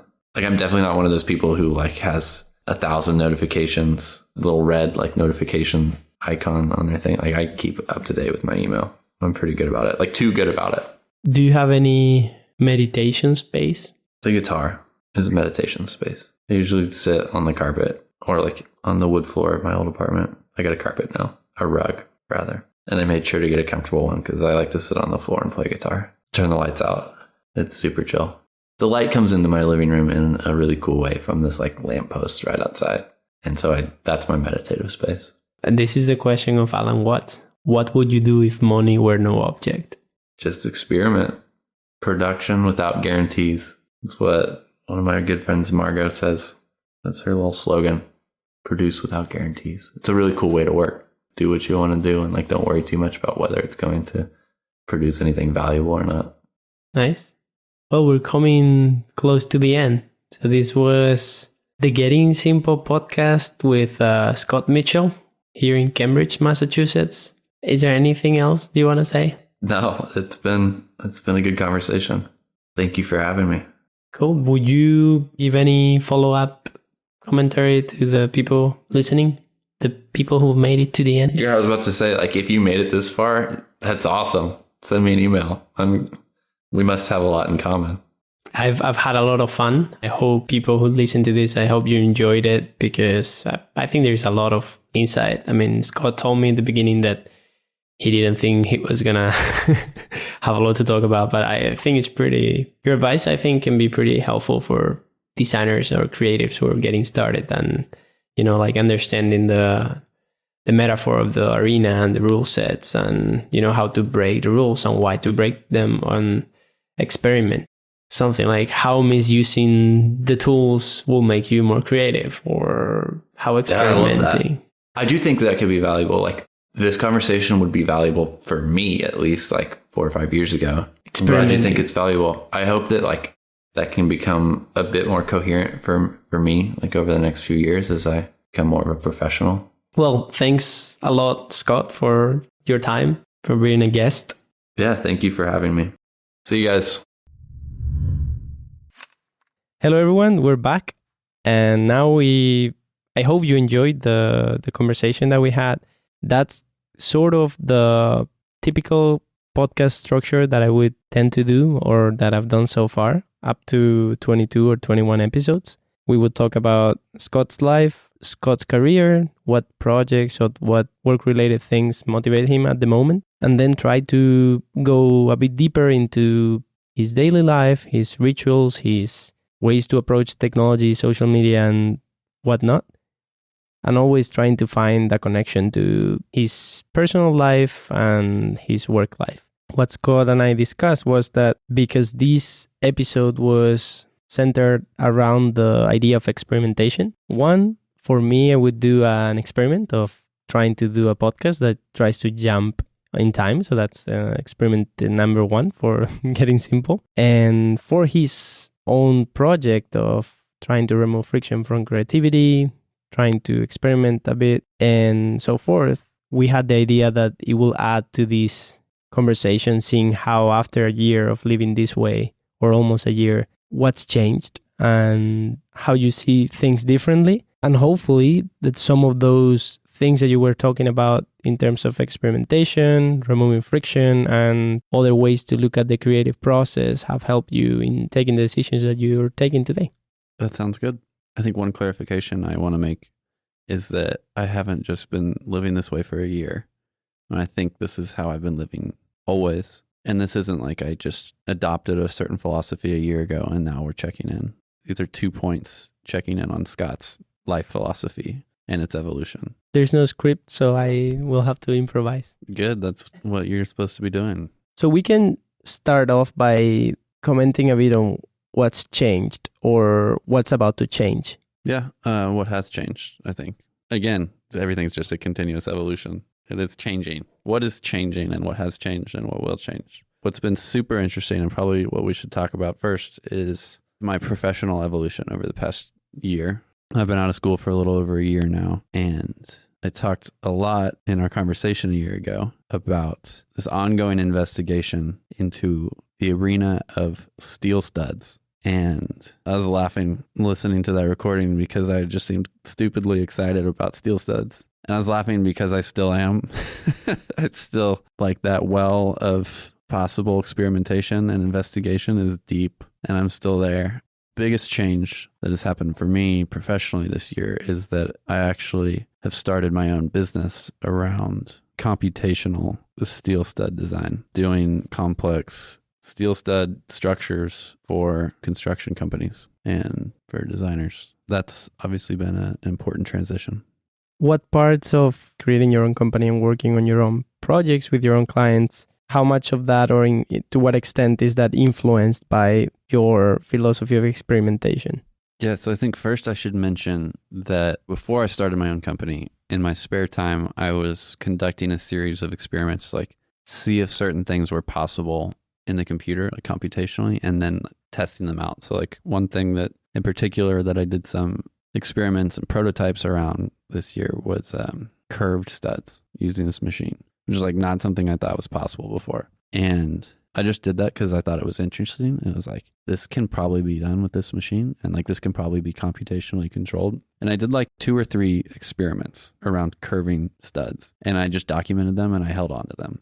There have been a number of occasions where I'm talking to clients or potential clients, and it's like, oh, by the way, or like, you know, something comes up in a discussion. It's like, if only we could like curve it, or like we need a curve here or something. I was like, actually, like let me show you these experiments I've done. Let me show you some of the investigation I've done into basically this exact idea. And I can just pull that up and like, okay, we know this is possible. It might require a little bit more development, but like the idea has already been sort of proven out. So those experiments that I conducted earlier this year have proven really valuable for the business. What about the idea of the podium, removing friction from certain processes that you frequently do? I think that's more relevant than ever because having started a business, I'm not just responsible for making things and conducting experiments. I had to figure out cash flow, paying taxes, and negotiating contracts, and a lot of different things like that. Those all deserve their own podium pretty much. And so a new idea there is outsourcing podiums, I think. It's such an important thing.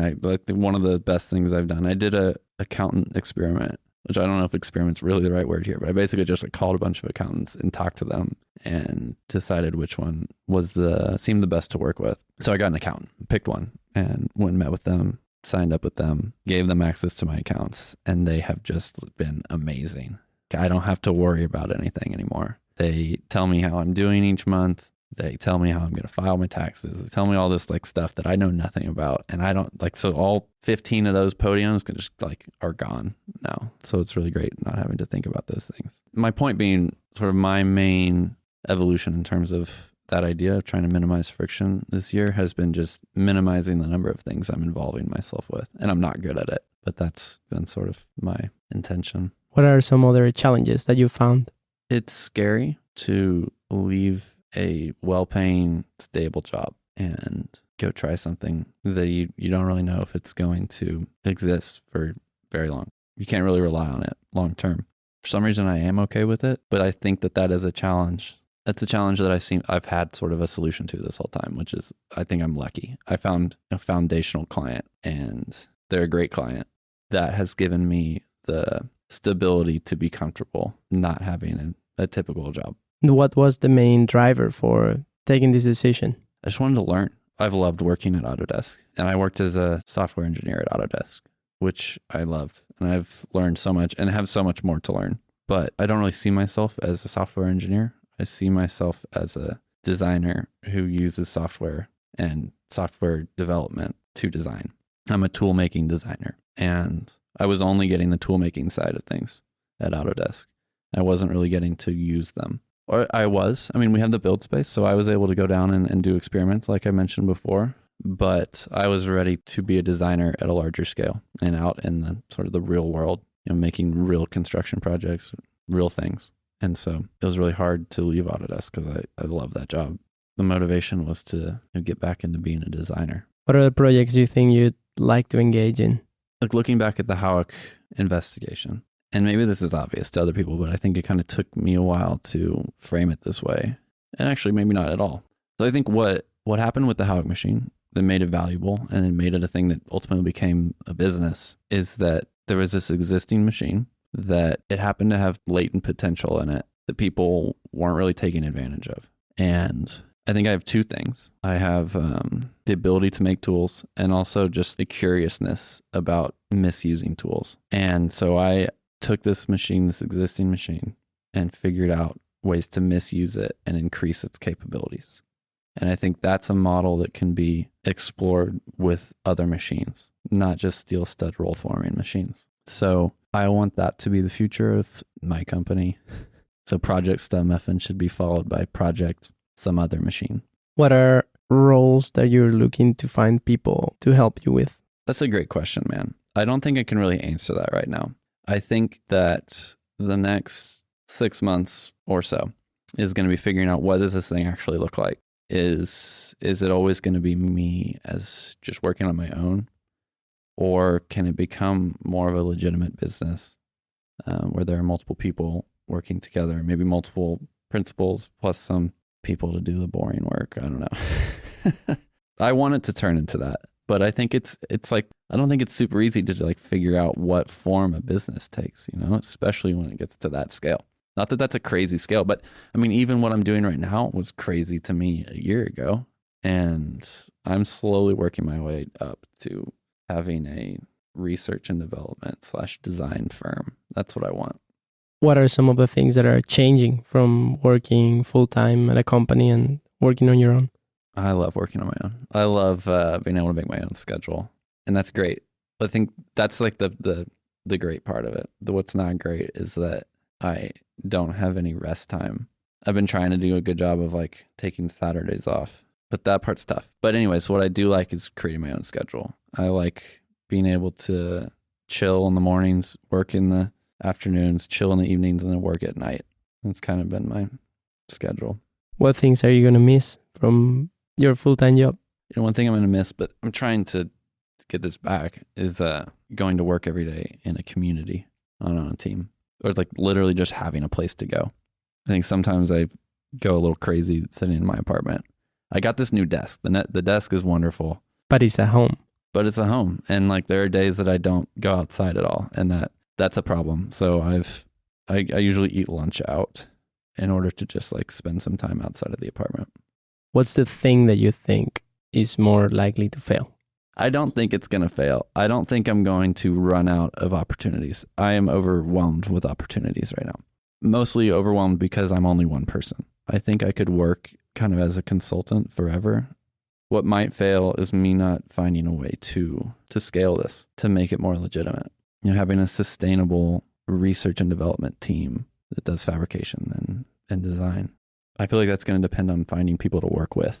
So two things. I think I need to come up with a clear vision of what this company could look like. And I need to find people to help me build that vision. So step one, create the vision. I think it's going to like require experimentation. StubMuffin is basically just the name of my LLC from which I take on any project that seems interesting to me. But at some point I should probably like have a little bit more clarity about what work StubMuffin does. You know, StubMuffin offers this service and not these other services. Like right now I'm just a consultant for computational design right now. Anyway, so right now I'm in this experimentation phase of just like seeing and taking on all possible opportunities. Later on, I need to see how I can involve other people in those, other people working with or for me, and you know what sort of form that can take. From last year, what other things not necessarily linked to your job or your company have also changed? Things like hobbies that you were doing before and you stopped doing, new things that you started doing that you were not doing before, or things that now you do a bit more frequently, anything that has changed that is a highlight for you? My hobbies haven't changed one bit. My hobbies are exactly what they used to be. I still sit at home and play guitar and work. That's basically my life. I think I've been more intentional. One thing I talked about before was wanting to be sort of creative in small moments and creative in like life and not just in work. And I've gotten better at that. So in the past, I think I talked about like, my experiment being like, what hair product am I using? And that's dumb. And I still do stuff like that. But I have started experimenting in more interesting ways in my personal life with going to different towns in New England for a weekend. So like me and my girlfriend have just been generally about one weekend per month will go to a new place in New England because we're interested in having a home somewhere eventually. And actually, I have a whole experiment about this resort that I want to build, the like experiment resort, which I can talk about later. I want to find some land for this experiment. And so we've been kind of looking for that. So it does two things, right? Like one, let's say it's a monthly trip, which is important, especially while I've been starting the business because I don't have a lot of time for hanging out. And two, it's research for this future experiment. So that's good. And actually, we added another element recently because I started training for a marathon and I'm like a couple months in and the runs are like 15, 20 miles right now, like the training miles or the training runs. And when we drive back from these trips or from visiting places, she will just drop me off 20 miles from home because like I'm sick of running the same route around my neighborhood and like around Boston. So like yesterday I ran from like, I don't know, somewhere 17 miles away. It was awesome. I got to see like parts of Boston or more of Boston suburbs that I've never seen before. I think it's interesting how these experiments sort of like lead to other experiments or can combine. I think another thing that reminds me of that we were talking about before is like oranges in the shower. If there's no cost to an experiment, or the Diva Curl, also, there was no cost to it. Or like getting dropped off 20 miles from home on your way back from a trip. There's no cost to it. So like, why not do these things? Experiments that I've done this year, especially the ones that like, they just take a week that represents some new idea I have. They feel exactly the same to me as when I create a song on the guitar.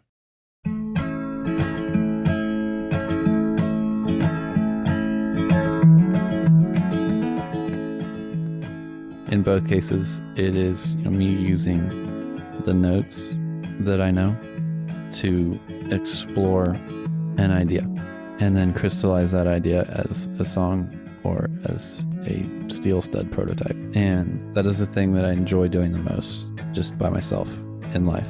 And that's it. Should we talk about our experiment that we did today? Okay, yeah. I wish I had more wisdom now than I did a year ago, but I don't think I do. I feel like I have less, but that's a good thing, right? It means that I have a lot to learn. I feel like I have less because all I'm thinking about now is this business, and I'm not thinking about sort of the foundational ideas or the like philosophy. With this side thing of the podcast and some other activities I have similar problems, right? I have also this thing in mind of struggling to know how to outsource certain things or find the right creatives or professionals to do certain parts. That's scary in some way. We'll give you a really simple example. It might take me from 6 to 20 hours to produce an episode, and I can't imagine how many people could I really find if I spend those 20 hours looking for people to help me out, right? I think it would pay off super quickly. You think about it, there is something that we don't realize that is a lot of friction. It seems to be that you're working, but the biggest friction is when you're spending a lot of time doing things that you think you need to do, but you don't really need to do. Like somebody else can help you with, or things that maybe are not necessary, so they're just not needed. Another dumb example is sharing what you create on social media, for instance. We've created this fictional story around social media being super, super important, and in some cases it can help, but how about the time that you're going to gain without doing it, right? I've been doing an experiment myself. Nice. So this experiment that I'm talking about was kickstarted by ideas in the book of James Clear called Atomic Habits.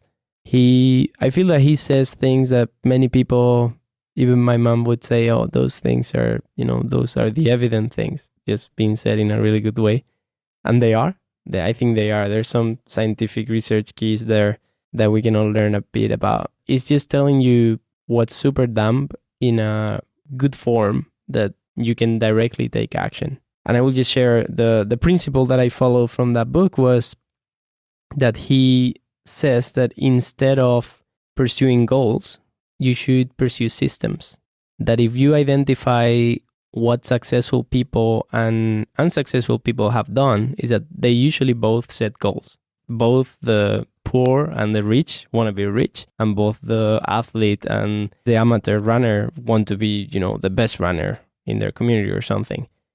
What makes the difference is not the goals that you set. What makes the difference is the small systems that you implement in your day. And I mean, this is not my idea. This is credit to James Clear. But his main recommendation is about not setting huge goals for yourself, but setting super, super small, systematic things that you will do every day. One example that I've tried, for instance, is instead of writing in your to-do list, go for a run or run 3 times a week, just set, wear my running clothes at 12 p.m. or something like that. Naturally, what follows after you're ready to run, right? Like we've removed, as you said, you remove your friction, you're ready to go. You just need to get your keys. You go to run. It's super easy to say, okay, I'll get my running clothes. And then what he says is like set super, super small habits that you want to create. For instance, run 1 kilometer a week or run half a kilometer every day. And what you find is that helps you start the activity super easily. Like you start running that half kilometer or 1 kilometer, but I've never seen myself run just 1K if I've gone through the effort of putting on the clothes and gone running. So it's about fooling yourself in some way. And there is a lot of theory behind. I'm not trying to just do a summary of the book, but he has this thing of making a habit. I don't remember the 4 principles, but it was about making it attractive, making it easy, making it, I'm forgetting. So I don't know. I can list to that. So coming back to what I was really talking about is that I set 3 small habits that I wanted to have every single day. 3 really small things that I will do to maintain core activities I want to improve in my life. The first one was, and I set them, as I said, in a really small or easy format, meditate at least 10 minutes every day. The second one was writing at least 200 words every day, no matter what the topic. Right now, I'm not even constraining myself to having to write in any form or any format. And then the third one was about sketching one thing every day. Doesn't matter what it is. It can be what I see through my window. It can be my shoes, anything, right? Like one object every day. For some reason, it worked. I downloaded Google Drive, like Excel sheet or something. You can clone it from somebody. I'll link to that on the show notes. So you write in a column your 3 or 4 or 10 habits that you want to create. And then every day you will cross an X with, I've done my meditation, I've done my 200 words, I've done my sketch today. And this Excel sheet, the only thing it does is that it puts a green mark on that day, and then it starts counting your streak. How many days in a row have you gone in this habit tracker? Then you just follow the principle of trying not to break the chain. Breaking the chain meaning you've done your sketch 3 days, and then the 4th day wow, I have 3 days in a row. Let's do a simple, let's do a quick sketch at least. What I found is that now I'm almost up to 90 days that I haven't broken the habit any fucking day. That's impressive. It's been really hard. Meditation, I found that some days I had to be a bit creative. I had to do it while I was doing other things. Like for me, meditation means doing breathing exercise where you try to clear your mind for at least 10 minutes. You can imagine that the same way you can do that sitting in your couch, you can do while you're trying to go to sleep. That's dangerous because you might fall asleep and then you haven't really done it. You could do it while running, you could do it while showering, you could do it really while walking or anything.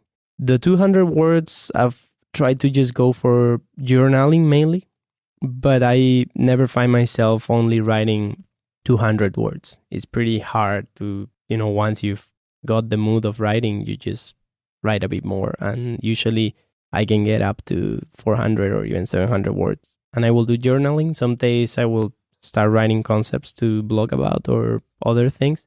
And then with sketching, I will always bring my sketchbook. All I need to do is just sketch anything that I see. What happened with that is that I rarely end up doing just one sketch.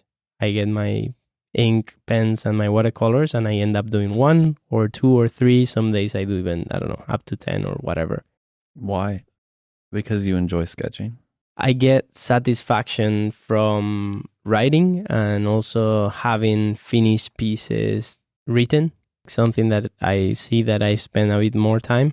And I get a lot of satisfaction out of documenting my life through sketches and little stories rather than with Instagram pictures and tweets. It seems really silly, but No, it doesn't seem silly. It was all kickstarted by me trying to write more profoundly, even if just a little bit, and not just posting on Twitter, and also trying to disconnect from Instagram and Facebook and the continuous stream of updates that we know there's a lot of people talking about it. How can you find focused in the noisy environment that we've created for ourselves? This is popping up in many episodes now, and it might be also because I just finished reading it yesterday.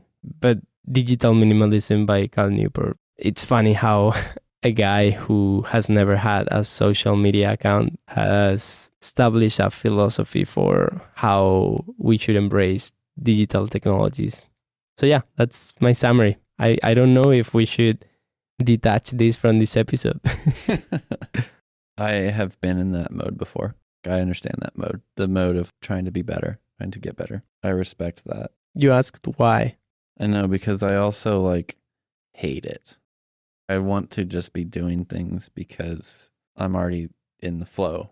So that was my first reaction. It was like, I don't really care for this because it seems a little bit oppressive to yourself. But at the same time, that discipline, I don't think you can just expect to be loving what you're doing and be in the flow state all the time. I think 95% of the time or more, you need to be disciplined so that you are ready to kind of take off when things are really clicking.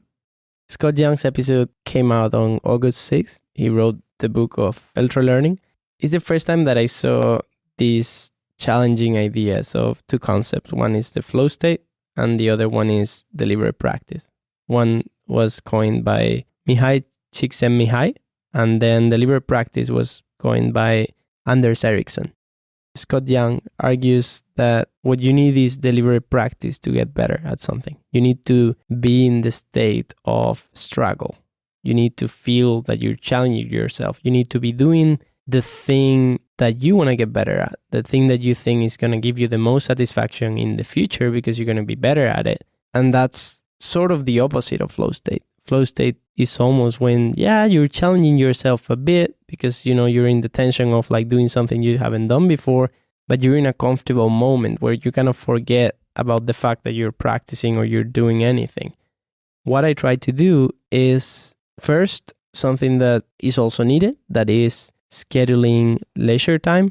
So scheduling when, you need to say, whenever I feel doing this or what. Yeah, but if you don't schedule your set times when you're going to run every week or if you don't schedule your weekend trips, right, you won't do it. I mean, you can say, okay, it's Friday night, where do we go? You can do that, but it usually doesn't work as well. It's not effective. That happened recently. And I was like, this is fucking stupid, Scott. You need to plan these things in advance. Yeah, so you need to plan a bit even for the things you enjoy. It seems like structuring leisure time, it's an overkill, but in fact, it makes it happen. It makes it more real. It happens, not 100%, but it's more likely for it to happen. Otherwise, it's more likely that, you don't match with the schedule of the other person, there's no more room, it's overbooked, or whatever you mean. And the other thing is that I really, really, really get a lot of satisfaction by seeing how much I'm producing and the progress I'm making. And also because I'm trying to publish writing short essays, sketches, and other things more often, I get to pick and choose from the ideas I think are better or from the sketches that are better. Otherwise, I will have that pressure of the sketch of the week or the sketch of the month or the essay of the month. If you write more, and this is obvious, the more you write, the more ideas you're going to be able to pick that might be worth it. No, I'm 100% on board. I just you keep saying things are like obvious, and I say that a lot too. I'm always like, yeah, I know this is obvious, but blah blah blah. And I think that there's like things are not obvious. For some people, even the people who say, okay, you're saying that to me, that's super obvious. Yeah, I know that. If I eat healthier, I'm going to be healthier. The point is, like, why don't people do it then? Because it's obvious on some level, but it's not like people don't feel it deep down, myself included. There's a difference, I think, between like hearing a piece of advice or like a good idea and deep down needing to follow that advice. The difference between like learning the easy way and learning the hard way. Every time when I comment on things, on experiments that I do myself, I think I should I should probably do my own episode on experimentation. Yeah, do that. Because I have so many, and sorry for the people who are listening if I repeat these experiments any other episode, but I'll probably do because they're a big part of my life. Another thing that I started doing, and I think this is one of the best experiments that you can do, is, and I'm writing a bold claim. Yeah, I mean, I do believe it. I might make a quick post on this month that we're recording, not the month of the episode release. And the dumbest experiment that is yielding the most or some of the most satisfaction for me is writing a list that I'm calling, quote unquote, things that, right? It's just about a list of having a list that you log your own thoughts or whatever, that is like things that make me happy, things that stress me out, things that annoy me, things that make me waste my time, right? And you have those lists. For you might be some other lists, but you then, when you feel satisfaction, something makes you happy, in the moment you gotta run and go write that down. Put the date when that happened and then write it down and then close the thing. And then when something really annoys you, you go and write that down and put the date. When something stresses you out, you go and write that down. And this is a super, super silly experiment, a super silly habit to have. But then you can go back, maybe a month later or a year later or something, you look at those things. And then you have literally a list of the things that you need to do more of and the things that you need to avoid in your life. And that's what happens to me. Like, I know that editing a podcast episode the last day stresses me out a ton. So I'm trying to, and this is obvious, but it's not, you don't. No. I think like having that list there, that would really, I don't know, that would hit you. You're like, okay, this is happening over and over again. It gets up to the point of not learning until you experience it on your own, because we're humans and we keep forgetting what things made us happy and what things made us suffer. And I'm just going to pull my phone and tell you some of the things that I have on my list. So we make it a bit more real and not so idealistic. This list is not magical, but it's one of the best habits. And because, logging what I said before, like maybe logging the fact of, wow, it gives me satisfaction to be able to show my sketchbook to people and see that I've covered 60 pages in 3 months. So keep doing that because, it gives you satisfaction in some way. Let's see. One thing, for instance, this is really silly, but August 16th, like 5 days before or 4 days before recording the episode, the first part of the conversation I had, wake up really, really, really early, shower, breakfast, then write. Super silly, right? But you wouldn't remember that made me feel really good at that moment if you hadn't written it, right? Yeah, and I have a lot of silly stuff here that... Do you go back and read that? Yeah, I did this morning for some random reason. How many entries are there? There's a lot for those of you who cannot see it right now. He's just continuing to scroll on his phone. Let me see if I can pull something else that... Just pick one, whatever's in the middle of the screen right now. So one that's super silly is like running mid-morning for 15 minutes, then shower and get back to work. Super silly. I work from home and maybe some days I work from 8 till 5 or something. And just the simple thing of, instead of hopping into a shower directly, go for a run for 5, 10 or 15 minutes around the city. Go back, then shower, and then go back to work. I don't know why, but it makes me feel awesome. You see it there and say, oh, maybe I can try to do that tomorrow, see how I feel. If you hadn't done that, you don't remember until you randomly happen to do it again and then feel it. So it's really easy for us to forget the good and bad. And it's also really easy to note it down and then try to go for, well, fairly easy to note it down. I don't know. No, it is. It is. Okay, It's so a true statement. we gotta go. I really hope you enjoyed this experiment. This podcast has been an experiment. This is new gear, new format, new test. Anything else you want to say before going, Scott?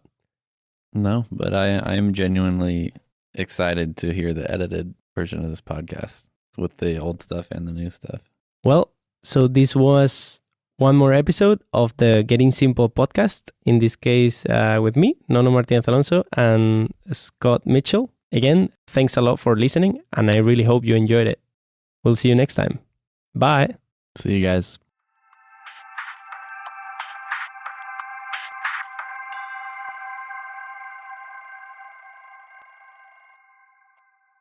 Before you go, I'd like to remind you that you can follow Getting Simple by going to gettingsimple.com. And that if you're enjoying the podcast, one of the things you can do to help out is rate the podcast on Apple Podcasts, on the iTunes Store, as this is the best way for other people to get to know about it. Tell your friends and reach out to me on Twitter